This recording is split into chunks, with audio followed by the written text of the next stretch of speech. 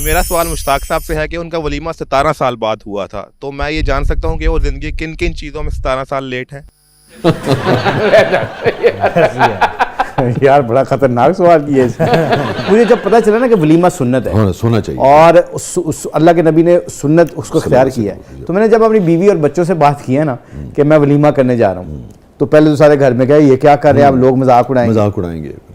उस दिन से वैसे अल्लाह ने जब से क्लियर किया ना लोगों की तरफ से, तो शाह साहब उस दिन मैंने अपनी वाइफ को कहा, मैंने कहा देखो ये अल्लाह और अल्लाह के रसूल दुनिया को नहीं देखना, उसको अल्लाह को देखते हैं, अल्लाह के रसूल को देखते हैं। सुभान अल्लाह। तो मेरी वाइफ ने कहा फिर देखते हैं, अल्लाह मालिक है। पहला वलीमा होगा जिसमें 4 बच्चे हमारे खुद शामिल हैं हमारे वलीमे।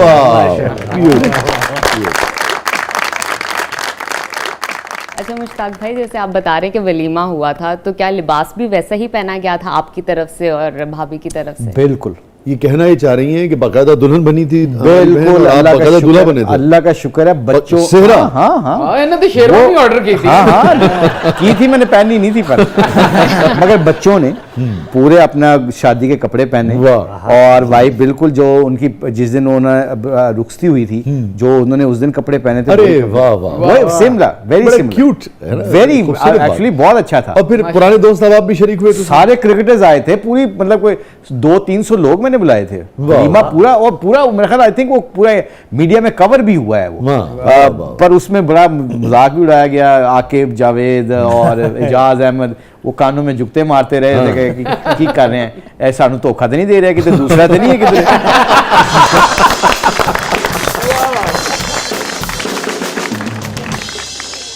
जी, बढ़ते हैं दोबारा जबरदस्त पब्लिक की तरफ। मेरा मुश्ताक साहब से सवाल ये है कि उनका अजय जडेजा के साथ इंडिया में झगड़ा हुआ था, तो इंडियन हसीनाएं बड़ी नाराज़ हुई होंगी, तो उसके बारे में अगर थोड़ा सा बताते हमें। हेलो, हाँ ये बहुत एक लड़ाई हुई थी, 2-3 दफ़ा लड़ाई हुई थी, मगर लोगों को नहीं पता वो प्लान लड़ाई। हाँ, प्लान लड़ाई थी। पता है कैसे प्लान लड़ाई थी? अब शारजा में उसने ना मुझे चौका, या सिडनी में आई थिंक वर्ल्ड कप में ना 92 में उसने मुझे चौका मारा, और मेरे पास आके ना ऐसे खड़े होके ऐसे किया, तो मैंने भी आगे से ऐसे किया।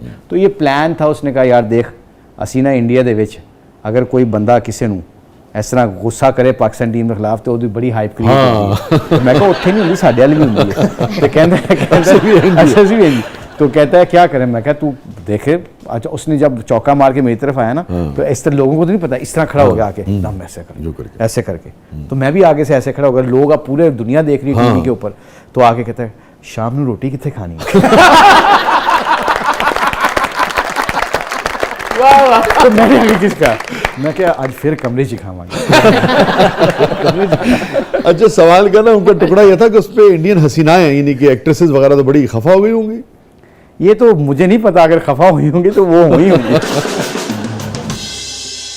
वैसे कभी इंडियन किसी एक्ट्रेस ने आपको बड़ी फोन किया? कोशिश की थी गल मोड़न दी तुसी नहीं, ये तो बता देना, अब तो बदल गया सब कुछ। नहीं, ऐसा नहीं कभी किसी का फोन आया उस जमाने में? नहीं, अल्लाह का माधुरी का, रेखा का? नहीं ऐसा नहीं है, हमसे बड़े प्लेयर पड़े होते थे।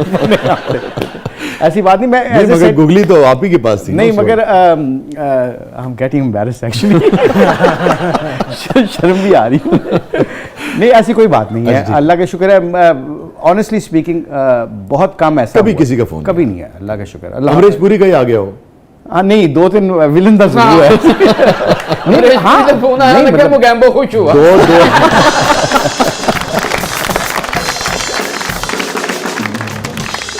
जी, मेरा सवाल मुश्ताक साहब से ये है कि जब उनकी बेगम शॉपिंग की बात करती हैं, तो क्या वो उनका रिव्यू लेते हैं या फिर उनके फैसलों पे ढेर हो जाते हैं?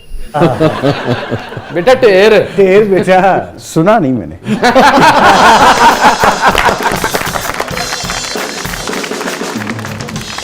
हाँ जी, आगे बढ़ते हैं, मेरे ख्याल में जवाब मिल गया है।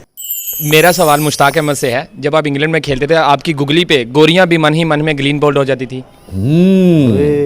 हेलो, डायरेक्ट बॉलीवुड की आज की शोश की हो रहा है।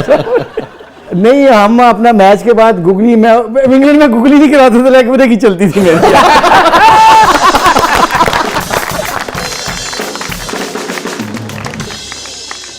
जी मुश्ताक साहब, मेरा आपसे सवाल है कि आपने कभी मौलाना तारिक जमील साहब के साथ क्रिकेट खेली तो क्या आपने उनको गुगली कराई या फुल टॉस कराई? हाँ जी, मौलाना तारिक जमील साहब को अल्लाह ने इतनी वो फरासत दी है, हाँ माशाल्लाह, इतने दूर अंदेश हैं। जब भी उनसे मुलाकात होती है ना तो एक ही और देखी तू मैनू गूगली ना कराई, मैं तेरी गूगली फड़ लेना।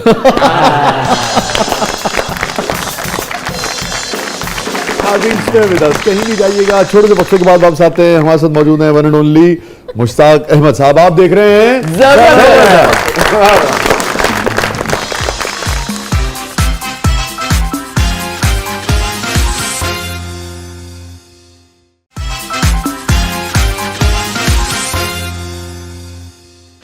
वेलकम बैक नाज़रीन। ज़बरदस्त में एक बार फिर खुशामदीद। हमारी बहुत इज्जत अफजाई कि आज हमें वक्त दिया है मुश्ताक भाई ने। Thank you so much again Mushtaq भाई आपके आने का। मुश्ताक भाई, ज़िंदगी में कोई रिग्रेट, कोई नदामत, एक भरपूर ज़िंदगी गुजारी आपने। लोग ख्वाब देखते हैं, दुनिया में 8 अरब लोगों में से चंद लाख को भी ये लाइफस्टाइल नसीब नहीं होता है, शोहरत नसीब नहीं होती। कोई नदामत? एक चीज़ का मुझे हमेशा गिल्ट फील करता हूँ every day, since my parents left. मुझे ये लगता है कि मैं अपने माँ बाप की खिदमत नहीं कर सका। बस ये मुझे गिल्ट रहता है और मुझे रिग्रेट्स रहता है, क्योंकि मैं छोटी उम्र में ही घर से निकल गया था। 17 साल की उम्र में पाकिस्तान की टीम में आ गया था। 14-15 साल की उम्र में मैं क्लबों के मैच खेलने बाहर निकल जाता था and came from very humble background. तो नदामत ये फील करते हैं कि जब अल्लाह ने सब कुछ दे दिया था, ठीक है मेरे वालिद साहब ने 92 का वर्ल्ड कप भी देखा, मेरी वालदा ने भी देखा, कामयाबी देखी है, पर मुझे ये लगता है बीइंग सन, मैं अक्सर अल्लाह जानता अपने बहनों को फ़ोन करता हूँ, कभी कभी अपने भाइयों को फ़ोन करता हूँ कि यार ਜਦੋਂ मैं दूर हुंदा सी टूर ते मेरे माँ बाप मेरे को राज़ी सी, खुश थे मुझसे। बस ये कभी कभी रिग्रेट्स होता है, उसके अलावा कोई रिग्रेट्स। वक्त नहीं दे सके। वक्त नहीं दे सका। जितने भी हमारे फैंस और व्यूअर्स सुन रहे हैं, अल्लाह का वास्ता जिनके पेरेंट्स ज़िंदा हैं उनकी खिदमत कर लो, क्योंकि ये सबसे कामयाब तेज़ तरीन तरीका है कामयाबी का, क्योंकि फिर हाथ नहीं आते, हर चीज़ मिल जाती है, माँ बाप नहीं मिलते। माँ के ज़्यादा करीब थे मुश्ताक अहमद या बाप के? मैं अपने वालिद साहब के ज़्यादा करीब था। जब उन्होंने क्रिकेट का जो मुझे जुनून था ना, बड़ी फैंटियाँ मारी उन्होंने मुझे, बड़े थप्पड़ लगाए हैं, मगर जब मैं अपने बाज नहीं आया अपने शौक़ से ना, तो फिर आप यकीन मानिए कि उन्होंने जो सपोर्ट की ना, कहाँ से पैसे लेके आते थे। अच्छा। 350 का बैट मुझे लेके दिया था, 350 का बैट 85 या 84 में। आज भी मुझे याद है वो बैट, मुझे आज तक उसकी पूरी शक्ल मेरे सामने रहती है। और मुझे एक ट्राउज़र वाइट लेके दी थी, वो भी मेरे ख्याल 100 रुपये की आई थी बाज़ार में से, कुछ 450 रुपये का लेके आए थे। और उस वक्त मेरे ख्याल उनकी अपनी दिन की मजदूरी जो उनको मिलती थी 200-400 रुपया होगी, कहाँ से जोड़े होंगे। इसलिए मैं जितनी भी यूथ है ना उनको कहता होता हूँ, कभी उन अपने माँ बाप को ना कहा करो कि हमारे मामलात में ना बोला करें आपका ज़माना और था, हमारा ज़माना और था, क्योंकि बड़ी रातें उन्होंने भूख से काटी होंगी कि मेरे बेटे को बैट मिल जाए, मेरे बेटे को ट्राउज़र मिल जाए, मेरे बच्चे को एजुकेशन की कापियाँ मिल जाएँ, किताबें मिल जाएँ, मेरे बेटे को मोबाइल मिल जाए, मेरी बेटी को मोबाइल मिल जाए। आज हम बड़े होकर कहते हैं कि don't come to my matters, आपका ज़माना कुछ और था, हमारा ज़माना कुछ और है। ऐसे नहीं कहना चाहिए। क्या किया आपने? यही क्या किया आपने? क्या किया? मेरे दोस्तों के सामने मुझे शर्मिंदा ना किया करें। ओए होए। वालिद की जो बात सबसे ज़्यादा आपको याद आती है ज़िंदगी में? मुझे जब भी ज़िंदगी में कोई प्रेशर पड़ता है ना फाइनेंशियली, आपको पता है अप्स एंड डाउन आते रहते हैं, तो वालिद साहब ऐसे हम बैठे हुए थे, चूल्हा लगा हुआ था, ईंटों का चूल्हा, गांव की बात बता रहा हूं। मैं स्कूल में क्रिकेट शुरू कर दी थी, ऐसे सारे 8 बहन भाई बैठे हुए हैं। तो अम्मी जान रोटी पका रही थी, रोटी पकाते पकाते वालिद साहब ने नाश्ता किया और काम के लिए उठे। तो मैंने कहा अब्बा जी 8 आने दे दें, 2 नान मिलते हैं, नान वाला चने वैसे ही दे देता है। तो मैच के दरमियान में ना मुझे भूख लगती है, तो मेरे पास होता कुछ नहीं, लड़के खाते हैं, वो मुझे लिफ्ट नहीं कराते। तो मैंने ना वो 8 आने मांगे अपने वालिद साहब। वालिद साहब ने ना अपनी जेब से ऐसे रुपया निकाल के दिया मुझे, 1 रुपया। तो मेरी वालदा देख रही थी, रोटी पका रही थी, कह रही थोड़े जे पैसे जोड़ के ना कोई 1-2 मरले की जगह लैके तो इन्हों के वास्ते छोटा जिहा कमरा पा दिया, असी मर गए तो इन्हों का की बनेगा। अब माँ तो माँ ही होती ना, अपने बच्चों के फ्यूचर का सोचती। तो वालिद साहब ने मुझे 1 रुपया थमाया और कहा पलिए लोके, वो गाँव के रहने वाली लैंग्वेज होती है ना, पलिए लोके किन्ने दिते ने? तो अम्मी ने आगे कहा अल्लाह ने दिते ने, अल्लाह जाने ते। कह अज इन्हों खान दे, कल आएगी तो कल वेखी जाएगी, अज इन्हों खान दे। प्रेशर ऑफ कर देते हैं मेरे सारे कि कल किन्ने वेखी जे शाह साहब, कल जिसने नहीं देखी वो आज जो अल्लाह ने नेमतें दी उसको तो एंजॉय करो। कई दफ़ा हमारे घर में नई गाड़ियाँ होती हैं, सब कुछ होता है, और हम उसको प्रोटेक्ट करने के चक्कर में, संभालने के चक्कर में जिनके लिए ख़रीदी होती है ना, उनको एंजॉय नहीं कर रहे, तो फिर क्या फ़ायदा सी। Happiest moment of your life? When I won the World Cup 92 और जब हमें बस के ऊपर ट्रक में साहिवाल वाले सारी हाँ, दुनिया आ पाकिस्तान गई, में। आपको पता बहुत सेलिब्रेशन हुई थी। मतलब लाहौर एयरपोर्ट से लेके Yes. दाता साहब हम दरबार Yes, में yes, गए तो 6 घंटे लगे हमें पहुंचते इतना रश था। जब मैं साहिवाल गया ना तो सारे जितने भी सियासतदान थे वो माइलेजेस के चक्कर में आ गए, मीडिया आ गया।